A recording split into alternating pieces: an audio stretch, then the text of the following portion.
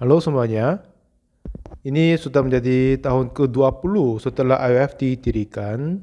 Tapi tahun ini juga kita senang bisa mengadakan acara World Camp melalui online. Dan saya melihat banyak orang senang berbahagia, itu pun menjadi kesenangan dan kebahagiaan bagiku. Dan banyak tokoh-tokoh dari luar negeri dan dalam negeri memberikan banyak sambutan. Dan kami mengucap terima kasih kepada mereka. Dan kita baca Alkitab dulu, Kitab Para Rasul, pasal ketiga, mulai ayat 1 sampai 10 kita baca. Pada suatu hari menjelang waktu sembahyang, yaitu pukul 3 petang, naiklah Petrus dan Yohanes ke bait Allah. Di situ ada seorang laki-laki yang lumpuh sejak lahirnya sehingga ia harus diusung. Tiap-tiap hari orang itu diletakkan dekat pintu gerbang bait Allah yang bernama Gerbang Indah untuk meminta sedekah kepada orang yang masuk ke dalam bait Allah. Ketika orang itu melihat bahwa Petrus dan Yohanes hendak masuk ke bait Allah, ia meminta sedekah. Mereka menatap dia dan Petrus berkata, "Lihatlah kepada kami." Lalu orang itu menatap mereka dengan harapan yang akan mendapat sesuatu dari mereka. Tetapi Petrus berkata, "Emas dan perak tidak ada padaku, tetapi apa yang kupunyai berikan kepadamu demi nama Yesus Kristus yang Nazaret itu, berjalanlah." Lalu ia memegang tangan kanan orang itu dan membantu ia berdiri. Seketika itu juga kuatlah kaki dan mata kaki orang itu. Ia melonjak berdiri lalu berjalan kian kemari dan mengikuti mereka ke dalam bait Allah, berjalan dan melompat-lompat serta memuji Allah. Seluruh rakyat itu melihat dia berjalan sambil memuji Allah. Lalu mereka mengenal dia sebagai orang yang biasanya duduk meminta sedekah di gerbang bait indah bait Allah, sehingga mereka takjub dan tercengang tentang apa yang telah terjadi padanya. Sampai 10 kita baca. Ini sudah menjadi ke-20 tahun memulai IYF. Setelah anggota-anggota IYF sekarang sudah menjadi dewasa, sudah menjadi bagian sosial, itu menjadi bangga sekali kepada kami. Nah, ada beberapa yang keberbedaan dari alumni IYF beda dari yang lain, mereka sudah belajar tentang dunia hati. Pada tahun 2009, saya diundang komunis pemuda dan memberi kuliah selama 2 hari kepada mereka di China. Pada saat itu, memang biasanya diizin dapat anak dari satu keluarga. Jadi mereka selalu memberi sesuatu yang terbaik kepada anak-anaknya. Jadi setelah mereka semua dibesarkan, mengadakan banyak permasalahan. Sebab anak-anak muda ini jika mereka mau mengendalikan diri, itu dimulai dari hatinya. Melalui pendidikan pola berfikir Mind Education ini, saya mengajar dan menemukan tentang dunia hati. Dan semua firman Tuhan ini dalam Alkitab ini sudah berkata tentang hati dunia yang mendalam. Sampai sekarang ini, tidak sama sekali ada yang buku dapat menjelaskan tentang hati dunia seperti Alkitab. Untuk saya, kemungkinan khususnya kitab Yohanes, Injil Yohanes, saya membaca lebih 100 kali lebih. Tapi yang heran adalah semakin banyak saya membaca, itu menjadi mendalam, mendekati kepadaku. Dan jika saya berkata aku sudah paham semua, nggak usah baca ulang kan? Tetapi semakin banyak saya membaca, dapat terasa lebih mendalam. Jadi sampai sekarang saya membaca Alkitab seterusnya. Nah, jadi di dalam Alkitab Tuhan menjelaskan tentang dunia hati. Ini adalah satu-satunya buku yang dapat menjelaskan tentang hati manusia. Melalui Alkitab saya mengetahui tentang hati dunia. Melalui Alkitab saya dapat mengontrol tentang hatiku sendiri. Oleh Alkitab saya dapat menerima hati Yesus ke dalam hatiku. Dan tidak hanya memahami semuanya secara teori dan semua terjadi di dalam isi hatinya, itu sudah jauh berbeda kan? Jadi selama saya mengajar tentang pola berfikir dan Mind Education, apa yang saya berkata tentang kepada mereka dunia hati, sering saya pakai bahannya Alkitab. dan sering berkata tentang di tengah, di dalam hatinya. Tadi kita membaca orang bernama Petrus. Dia pada perjalanan ketemu seorang yang duduk di depan pintu gerbang bait suci. Dan suatu ketika dia meminta sedekah dan melihat kepada Petrus. Dan pada saat yang pengemis diminta dilihat oleh Petrus, dan Petrus bilang apa? Katanya, engkau dan perak tidak ada padaku, tapi apa yang kupunyai kuberikan kepadamu demi nama Yesus Kristus. Berjalanlah dan angkatkan dia. Memang orang ini nggak bisa berjalan. Jadi siapa saja ada yang bantu menempati sana, biar dia meminta sedekah di sana. Dan kalau begitu, bagaimana dia dapat berjalan saat itu? Apakah ada apa kata Petrus mempengaruhi kepada hati orang yang pengemis? Bagaimana bekerja di dalam hatinya? Bagaimana dia dapat berdiri? Bagaimana hal ini mungkin terjadi kepadanya? Saya menemukan banyak hal seperti ini di dalam Alkitab. Terus saya berpikir tentangnya. Jika saya tidak pernah belajar di dalam sepanjang kehidupanku, tetapi tiba-tiba saya mempunyai hati, iya aku bisa berjalan. Aku akan coba berjalan, tapi tiba-tiba bisa. Nah, baru sebentar sebelumnya tidak bisa berjalan, tapi sekarang bisa jadi. Nah, semua hal ini terjadi melalui hatinya. Ini kita bisa tahu kan?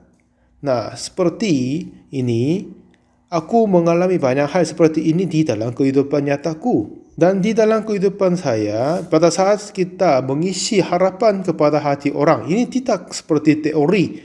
Tetapi jika seseorang sungguh menerima harapan di dalam hatinya, misalnya jika seseorang mempunyai hati yang aku punya, seperti yang pendeta muda Samuel sekarang menerjemahkan di samping aku, dia menerjemahkan mengganti bahasa dari yang saya omong kepada bahasa yang lain kan. Jika hatiku masuk ke dalam pendeta muda ini, hati kita menjadi satu. Lalu kita akan mempunyai hubungan yang terbaik. Nah, seperti hati-hati yang kita mempunyai sekarang ini, karena kita hanya melepaskan, membebaskan saja. Jika ada yang pikiran masuk, akan berkata sesuainya. Jika pikiran yang lain masuk, akan berkata sesuainya juga, akan sempat terjadi. Tapi jika kita menerima hati orang yang lain kepada kita, hati itu dapat diantar kepada teman yang lain.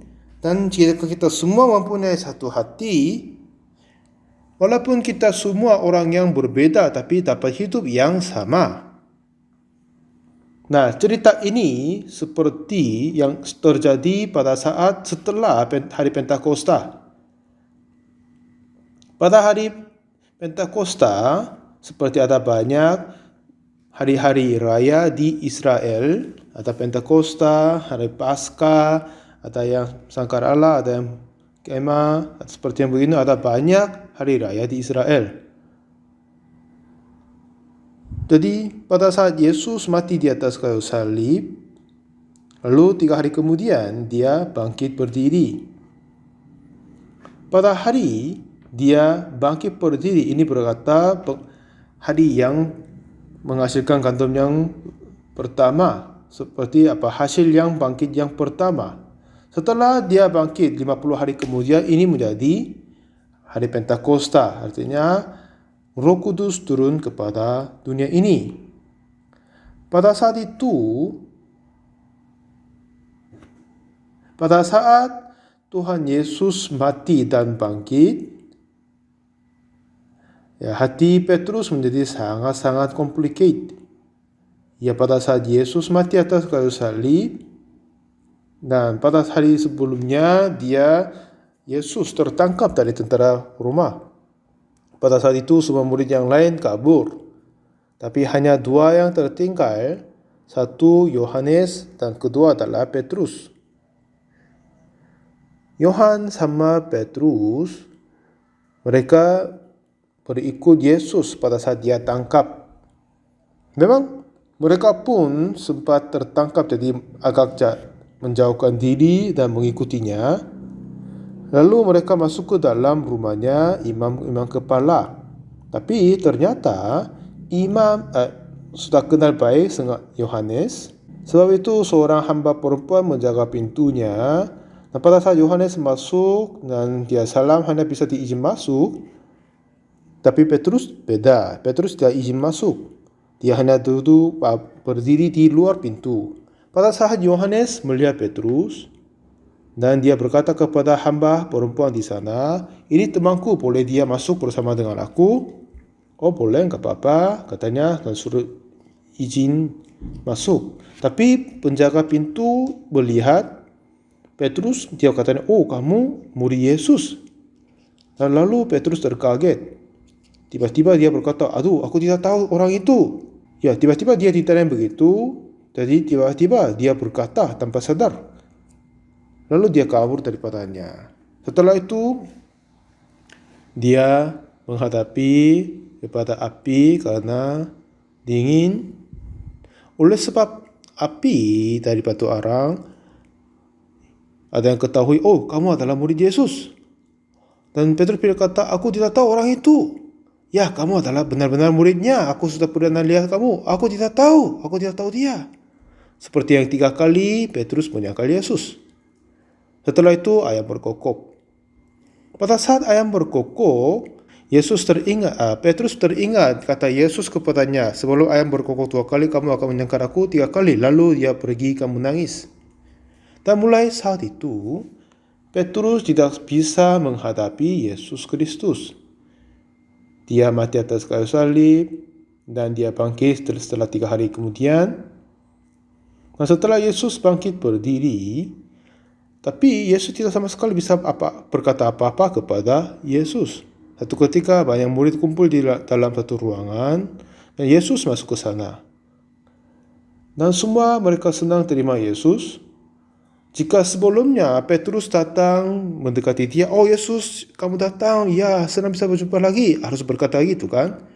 Tapi dia adalah yang menyangkal Yesus 3 kali. Ada apa gunanya dia dapat berkata kepada Yesus, "Aku mengasihi engkau," ya kan? Dia berpikir, apakah aku murid Yesus? Aku telah menyangkal dia 3 kali. Ini menjadi hati yang memberatkan hati Petrus. Jadi seharusnya dia senang sukacita menghadapi Yesus, tetapi dia tidak sama sekali bilang apa-apa kepadanya. Lalu Yesus meninggalkan tempatnya. Waktu itu apa yang Petrus berpikir adalah, "Ya, apakah aku murid Yesus? Aku tidak mungkin muridnya. Aku hanya nelayan saja. Aku bukan muridnya." Nah, bagaimanapun dia berpikir ulang, ya memang ini tidak dia kehendaki, tetapi dia sudah menyangkal 3 kali Yesus. Jadi ini menjadi berat kepadanya dan menyakiti hatinya diri. Lalu Petrus terus berkata, "Ya, apakah aku murid Yesus? Tidak mungkin, aku nelayan saja. Akulah nelayan. Aku akan pergi tangkap ikan." Dengan begitu Petrus berkata dia akan pergi ke tangkap ikan di Galilea. Tapi pada malam itu dia tidak sama sekali dapat apa-apa. Pada besok pagi-pagi benar, Yesus datang di pantai dan katanya, "Apakah kamu mempunyai lauk pauk?" Katanya, "Tidak ada." Kata Yesus, "Tebarkanlah jalamu di sebelah kanan perahu." Tebarkanlah jalamu di sebelah kanan. Lalu mereka tangkap hanya ikan. Jadi mereka tahu inilah Yesus. Mereka datang kepada Yesus dan menghadapinya. Jadi Yesus telah masang api arang dan siap makan dan roti. Dan Yesus kasih makan kepada mereka.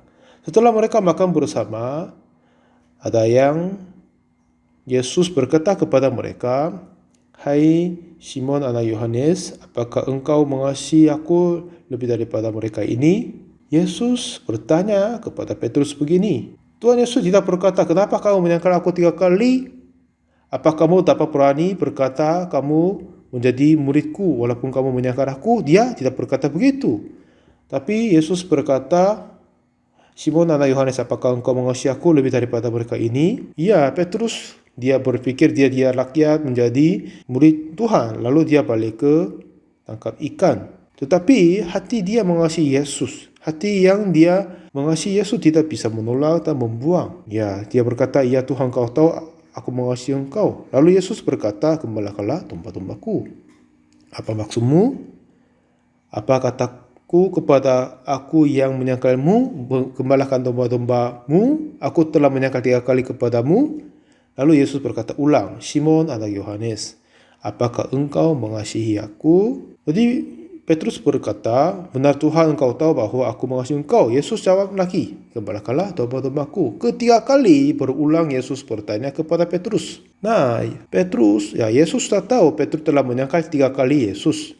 Tetapi pada saat Yesus mati atas kayu salib, dia telah menghapus semua dosa dunia, dosa manusia. Dosa yang Petrus menyangkal Yesus itu pun sudah dihapuskan, jadi itu tidak masalah bagi Yesus. Jadi Yesus tidak berkata, kenapa kamu menyangkal aku? Yesus tidak membesarkan hati Petrus yang menyangkal Yesus, tapi dia berkata, apakah kau mengasihi aku? Dengan ini Tuhan kasih tahu kamu masih mempunyai hati yang mengasihi aku. Memang aku tidak berkata ini seperti yang psikologi, tetapi jika kita berkata dengan pandangan dunia hati, memang Petrus tak mempunyai hati yang mengasihi Yesus. Sungguh-sungguh ada, dan juga ada permasalahan dia pernah menyangkal Yesus 3 kali. Jadi oleh sebab Petrus menyangkal 3 kali Yesus, dia nggak bisa tahan sakit hatinya. Memang dia mengasihi Yesus, tapi dia sudah menyangkal Yesus 3 kali. Bagaimanakah aku mungkin mengasihi dia? Aku tidak rakyat dipanggil muridnya. Akulah nelayan, aku harus ke tangkap ikan saja. Seperti apa yang Petrus berkata. Tapi setelah Petrus datang, dan apa yang Tuhan mengisi hati Petrus adalah, apakah engkau mengasihi aku? Apakah engkau mengasihi aku? Setelah Petrus terdengar dan dia mulai berpikir hari itu, sungguh dia masih mempunyai hati mengasihi Yesus. Sungguh dia mengasihi Yesus. Tetapi di dalam hatinya, hati yang menyangkal Yesus menempatkan lebih besar daripada dia mengasihi Yesus. Jadi itu terbuka dan menjadi difokuskan. Sebab itu dia merasa keputusasaan saja. Apakah aku sungguh murid Yesus? Tidak mungkin. Aku telah menyangkal Yesus 3 kali. Akulah nelayan. Bagaimanakah mungkin aku berkata aku orang yang murid Yesus? Tidak mungkin. Seperti begitu, Petrus terus menyakiti hatinya diri. Lalu apa yang Yesus melakukan adalah, sekarang Yesus bekerja untuk Petrus bahwa membesarkan hati Petrus yang mengasihi Yesus. Sampai sekarang sebab Petrus menyangkal Yesus 3 kali, jadi dia berada di dalam keputusasaan. Tapi Yesus berkata, Simon anak Yohanes, apakah engkau mengasihi aku lebih daripada mereka ini? Pada saat dia dengar kata Yesus ini, sungguh Petrus dapat menemukan hati yang mengasihi Yesus di tengah hati dia. Jadi seperti di rumahmu juga, ada banyak alat-alatan kan? Ada yang gunting, ada yang palu, ada yang paku, ada beberapa alat di rumah. Pada saat kita mau cari sesuatu, kadang kita lupa di mana kita taruh sebelumnya. Biasanya kita menaruh tempat yang khusus untuk palu atau paku dan semuanya. Biasanya kita temukan pada saat tempatnya. Tapi terkadang tiba-tiba secara darurat kita mau cari tapi nggak bisa menemukannya kan? Dalam hati kita juga begitu. Petrus sudah mempunyai hati mengasihi Yesus. Tapi oleh sebab dia menyangkal 3 kali dan hati yang kebersalahan ini berada di dalam hatinya, menguasai di dalam hatinya. Jadi dia nggak sadar, nggak tahu bahwa dia masih mempunyai hati yang mengasihi dia. Jadi Yesus membesarkan hati Petrus yang mengasihi Yesus. Apakah engkau mengasihi aku lebih daripada mereka ini? Pada saat Petrus dengar kata Yesus, setelah dia memeriksa hatinya, hati Yesus kepadanya adalah luar biasa. Hati dia mengasihi kepada Yesus pun juga ada. Jadi dia mempunyai hati yang mengasihi Yesus. Benar-benar ada.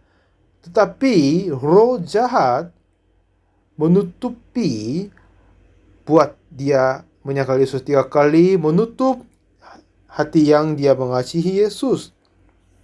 Seperti dia dapat berfikir apa? Aku tidak mempunyai hati yang mengasihi Yesus, tapi aku telah menyangkal Yesus, aku tidak muridnya, aku adalah hanya penilaian saja.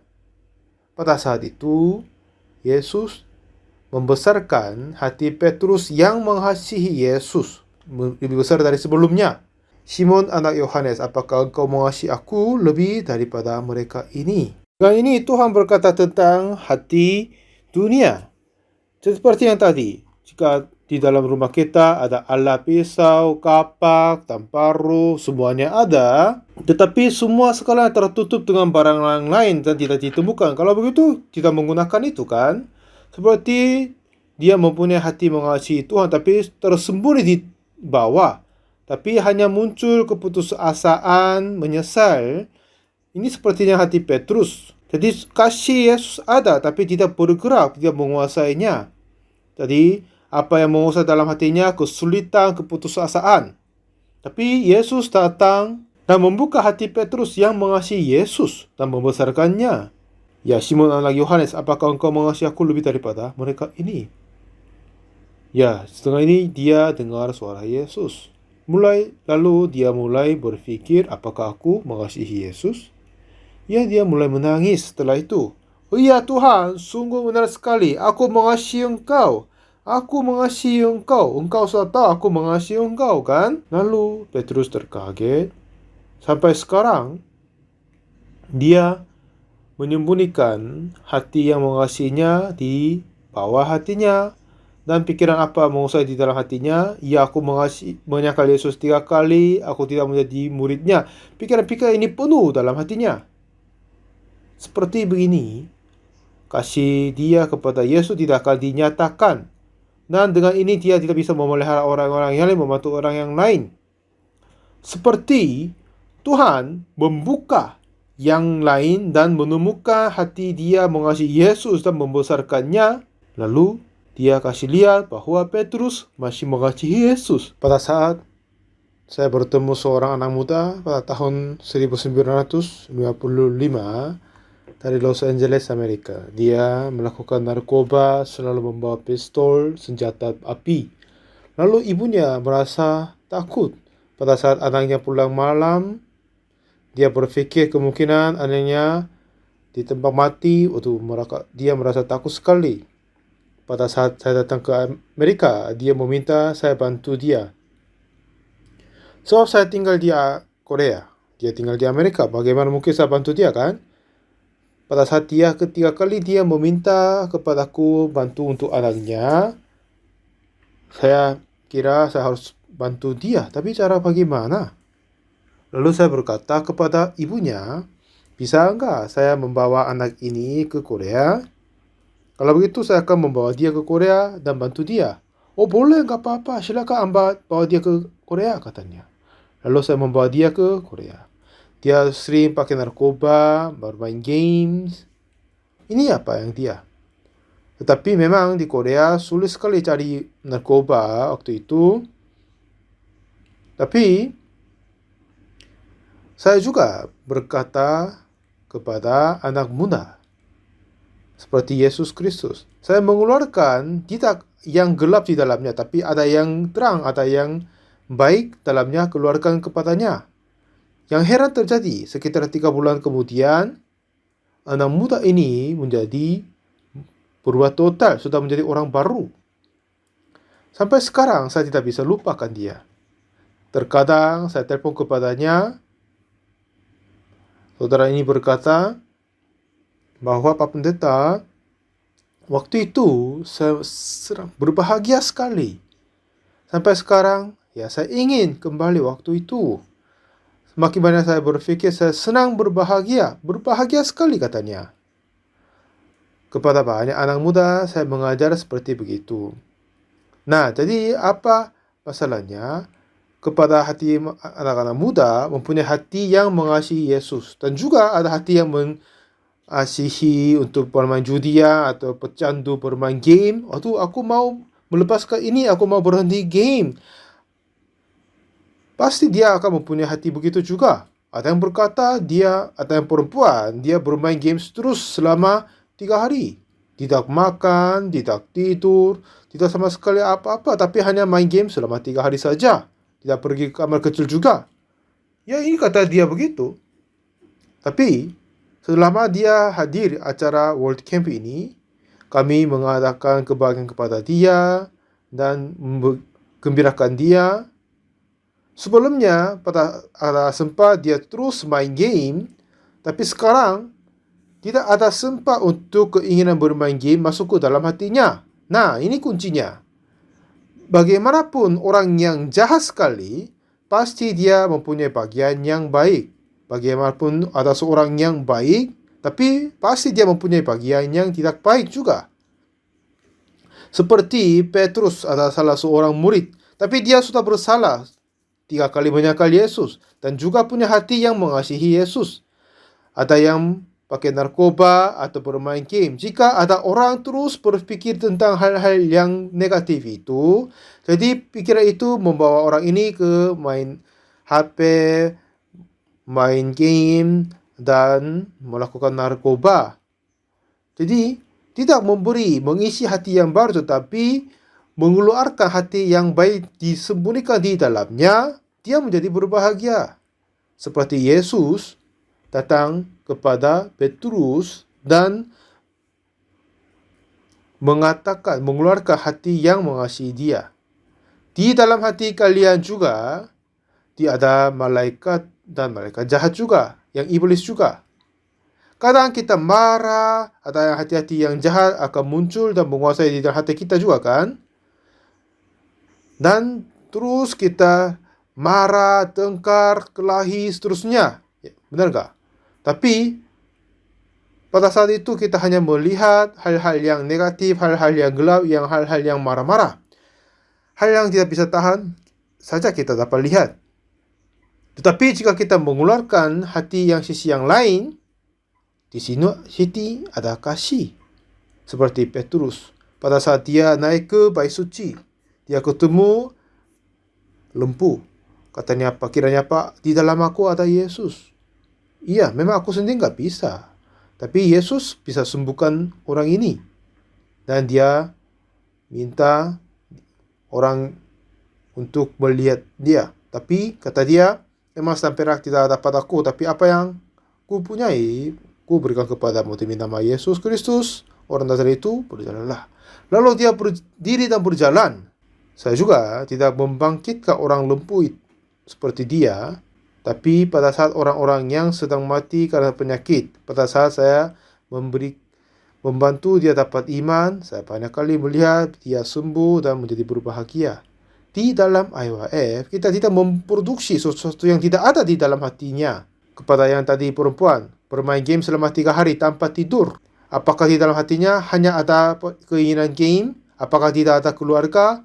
Apakah tidak ada teman? Pasti ada kasih kepada keluarga dan teman-temannya. Tapi dia hidup apa yang terutama di dalam pikirannya, jadi hidup begitu. Jadi walaupun orang yang jahat sekali, pasti dia masih mempunyai bagian yang baik. Ada yang berharga, ada yang bagus juga. Dan seperti ada perempuan, ada anak yang penuh dengan keinginan bermain game, jadi dia harus bermain game. Jika dia mempunyai penuh keinginan melakukan narkoba, pasti dia melakukan narkoba. Karena pikiran-pikiran yang mengutamakan di dalam hatinya membuat dia berubah begitu. Jadi di dalam hati manusia ada banyak macam pikirannya. Tapi di tengah dan di dalam hati mereka, kami mengeluarkan hati-hati yang baik, diam di dalamnya. Karena setiap orang mempunyai hati-hati yang sebagian yang baik dan indah. Sebelumnya, biasanya kami mengadakan IYF Camp selama 2 minggu. Dan sebelumnya juga kami melaksanakan ini selama sebulan. Selama sebulan memang banyak ada yang diskusi dan menarik sekali. Akhir-akhirnya mereka semua menerima pembaruan dan pulang. Lalu dia sendiri sama keluarganya berbahagia juga. Memang juga ada sempat mereka menjadi tidak baik, tapi hampir semuanya mereka ingat balik ingatan-ingatan terbaik dan merasa berbahagia. Dan IYF ini mengajar dunia hati dan belajar dunia hati melalui Alkitab. Seperti Petrus menyangkal Yesus 3 kali, dia berputus asa. Ya, aku tidak akan mungkin berhasil. Apakah aku murid Yesus? Aku tidak. Aku adalah seorang nelayan saja. Bagaimanakah mungkin aku dapat melayani Tuhan? Dia jatuh ke dalam keputusasaan dan tangkap ikan. Tapi Yesus mengunjungi Petrus. Petrus yang penuh dengan hati menyesal dan perasaan dosa kesalahan karena dia menyangkal Yesus. Tapi Yesus mengeluarkan hati dia yang mengasihi Yesus yang tengah dan diam di dalamnya. Setelah dia menemukan hati yang mengasihi Yesus, ya, saya sungguh mengasihi Yesus. Sebab hati yang mengasihi Yesus dikeluarkan, diutamakan di dalam hatinya. Dia mengasihi Yesus, mau memberitakan firman, dia mau menyaksikan bangkitnya Yesus. Ya, seperti begitu. Ya kan? Di dalam bungkusan hati kita adalah besar. Ada banyak macam ada di dalam hati kita masing-masing. Seperti di dalam mall ada banyak barang, tapi lebih banyak daripada mall ada di dalam kita. Ada ingatan tidak baik, ada yang marah, kita tidak membenci, kalau kita berbuat baik kepada orang yang lain atau mengasihi, atau hal-hal gembira, hal berbahagia. Banyak macam cerita dan ingatan ada di dalam kita. Tapi iblis menunjukkan kepada Petrus, kamu menyangkal Yesus 3 kali. Apa kamu berani berkata kamu murid Yesus? Selama Petrus dipimpin oleh pikiran-pikiran iblis, ya, aku akan nelayan, aku tidak mungkin menjadi murid Yesus. Tidak mungkin terjadi. Jadi dia pulang balik ke tangkap ikan. Tapi Yesus sudah tahu itu. Pagi-pagi benar Yesus datang di Galilea. Dia sudah tahu Petrus kerja sepanjang malam, pasti dia lapar. Lalu dia mengadakan api arang dan sudah siapkan ikan dan roti. Dan tanyakan Yesus, apakah kamu mempunyai lauk pauk? Tidak ada. Jadi Tuhan berkata, tebarkanlah jalamu di sebelah kanan perahu. Lalu mereka tangkap banyak sekali. Lalu Petrus tahu inilah Yesus, dia lari merenang kepada Yesus. Yesus di sini, di sana sudah ada api arang, ada roti sudah disediakan. Karena dia merasa dingin tapi dikasih panas, lalu mereka makan bersama, sarapan bersama. Lalu Yesus bertanya, Simon anak Yohanes, apakah engkau mengasihi aku lebih daripada mereka ini? Lalu Petrus melihat diri. Ya, benar sekali dia mempunyai hati mengasihi Yesus. Ya Tuhan, engkau tahu bahwa aku mengasihi engkau. Ya, kata Yesus, gembalakanlah domba-dombaku. Ya, seperti Tuhan berkata, setelah Petrus dengar kata Yesus, oh iya, aku masih mengasihi Yesus. Ya Tuhan, aku akan menggembalakan domba-dombamu. Ya, hati yang dia mempunyai ini sudah jauh berbeda yang sebelumnya. Mulai saat itu, Petrus, dia mengutamakan hati yang mengasihi Yesus di dalamnya. Dan pada saat hari Pentakosta datang, dia dikuasai oleh Roh Kudus, lalu menyaksikan kasih Yesus, bangkit Yesus, 3.000 orang, 5.000 orang diselamatkan. Dia dipakai dalam pekerjaan Tuhan yang luar biasa. Banyak orang yang membunuh diri, mereka fokus keinginan mau bunuh diri. Yang lain tidak mau pedulikan. Dia masih punya keluarga yang mengasihi ibunya dan ayahnya, dan dia masih mempunyai hati itu. Tapi hati yang mengingini membunuh diri, menutupi pikiran-pikiran yang lain dan fokus kepadanya saja.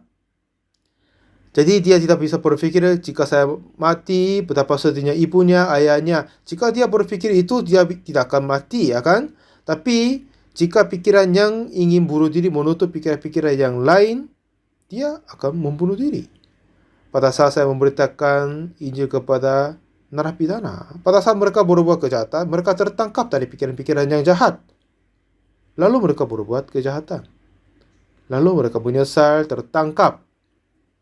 Pada saat mereka berbuat kesalahan, kiranya tidak akan tertangkap. Jadi sebab mereka dipenuhi, kiranya tidak akan tertangkap.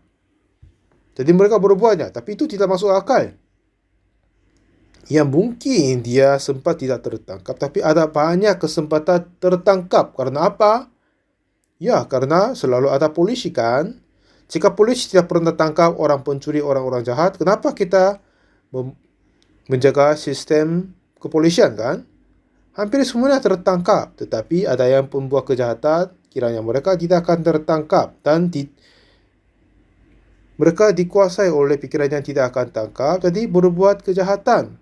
Lalu mereka akhir-akhirnya berbuat dosa, tertangkap dan menyesal seterusnya. Ini berulang sepanjang kehidupan mereka. Jadi teman-teman, kepadamu pasti akan ada banyak pikiran-pikirannya. Tetapi dari IYF ini, kami membesarkan hati yang baik di dalammu dan mengutamakan di dalam hatimu dan berharap kamu bisa hidup dengan kebahagiaan. Hati yang menyesal, hati yang membenci, hati yang marah. Kenapa kamu pedulikan itu? Apakah hati itu baik? Ya, mari kita buang ini dan menginjak-injak itu. Dan mari kita menaruh hati-hati yang kebahagiaan di dalam kita. Seperti yang suami istri tinggal bersama. Jika kita ingat terus ingatan-ingatan kebahagiaan tentang istrinya, istri kelihatannya cantik. Tetapi jika kita fokus hal-hal yang tidak senang bersamanya, ada pandang yang cerai. Ini bagaimana orang hidup sepertinya. Siapa saja di perempuan pasti akan ada bagian yang baik. Tidak ada yang sempurna, tapi pasti akan ada bagian yang terbaik. Tetapi melainkan jika ada seseorang hanya fokus kepada hal-hal yang tidak baik dari perempuan, dia membenci. Tapi jika dia fokus kepada hal baik, dia mencintai kepada perempuannya, mereka hidup dengan kebahagiaan. Seperti Yesus berkata bahwa Tuhan memimpin hati manusia dan mengisi hati baru kepada hati orang biar mereka hidup terang dan berbahagia. Daripada bermain judian, dari bermain game dan narkoba, hidup-hidup yang bersalah ke kehidupan yang terbaik. Tuhan memintakan mereka. Jadi setelah kita menjelaskan tentang dunia hati, lalu memulai IYF ini. Dengan ini banyak anak-anak muda di remaja di seluruh dunia dapat diperbarui oleh IYF. Yang kami merasa bersyukur adalah di Universitas Commonwealth di Zambia, mereka membuka jurusan baru Mind Education. Dan pemerintah Cote d'Ivoire di Afrika Barat, mereka memutuskan sistem pendidikan dari kami. Dan ada apa yang permasalahan terbesar di seluruh dunia akhir-akhir ini adalah permasalahan tentang pemuda-pemudi. Bagaimanapun mereka berusaha untuk pemuda-pemudi, tapi mereka tidak suka. Tapi para anak muda mempunyai hati yang baik, hati yang positif, hati yang Yesus, mereka akan hidup dengan berbahagia. Dan dengan hati ini mereka dapat membebaskan diri daripada pecandu narkoba, bermain judian, dan yang lain-lain. Dan kami selalu bekerja buat mereka lepas dari kegelapan dan hidup dalam terang. Ini semua cerita yang dapat dinyatakan di dalam Alkitab. Seperti Petrus menyangkal Yesus ketiga kalinya, tapi Tuhan telah mengampun dosa itu dengan darah Yesus di atas kayu salib. Lalu berkata kepada Petrus, "Gembalakanlah domba-dombaku." Seperti Yesus memimpin hati Petrus biar dia dapat memimpin dan menggembalakan domba-dombanya. Aku tidak mau berkata tentang keagamaan, tetapi ini untuk hati dunia. Alkitab adalah yang satu-satunya buku yang menjelaskan tentang hati dunia. Dengan ini aku belajar bagaimana saya berpikir, bagaimana saya mengendalikan diri, dan juga bagaimana saya bisa saling tukar dengan yang lain. Lalu setelah orang belajar ini, kehidupan mereka akan menjadi terbuka, menjadi baik-baik. Di dalam film pelayanan-pelayananku juga, Tuhan memberkati banyak hal dalam ini. Jadi, saya dan kami sungguh percaya dalam beberapa tahun ini IYF dapat memasuki ke dalam pendidikan di dalam pemerintah. Tahun yang lalu, saya bertemu 4 presiden di Amerika Selatan. Memang ini sulit ketemu seorang presiden. Jadi, setelah saya bertemu dengan beliau, saya meminta kepadanya, tolong suruh kepada Menteri Pendidikan biar kita menguji coba kepada kita setahun dan satu sekolah. Jika kami melaksanakan Mind Education kepada satu sekolah selama 1 tahun, jika hasilnya baik, tolong memberi kesempatan yang lebih luas.